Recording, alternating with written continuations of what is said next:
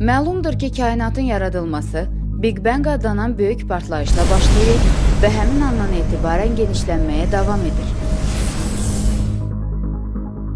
Elm adamları bildirir ki, kainat müəyyən kütləyə çatdıqda cazibə qüvvəsi səbəbindən genişlənmə prosesi dayanacaq və bu da kainatın öz daxilinə çökməsinə, büzülməsinə gətirib çıxaracaq.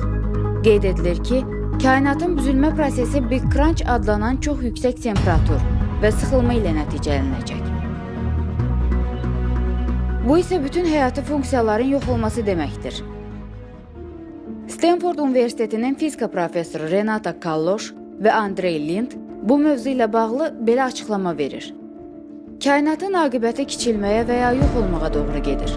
Gördüyümüz və daha uzaqlarda olan, görə bilmədiyimiz hər şey bir protondan da kiçik bir nöqtə qədər kiçiləcək. Sanki qara dəliyin içərisindəsiniz. Qara enerji ilə bağlı ən yaxşı bu izahı tapdıq. Mərhələ-mərhələ negativ hala gələn bu qara enerji kainatın tarazlığının dəyişməsinə səbəb olacaq və büzülüb çökəcək. Fiziklər qara enerjinin negativ enerjiyə çevriləcəyini və kainatın yaxın gələcəkdə büzüləcəyini bildirirlər. Lakin bugün görürük ki, biz bu hadisənin başlanğıcında deyilik. Amma kainatımızın həyat sirkulyasiyasının ortasında ola bilərik. Böyük çöküş kimi ifadə edilən bu elmi nəzəriyyəyə Quranda belə işarə edilir. Şeytandan Allaha sığınıram.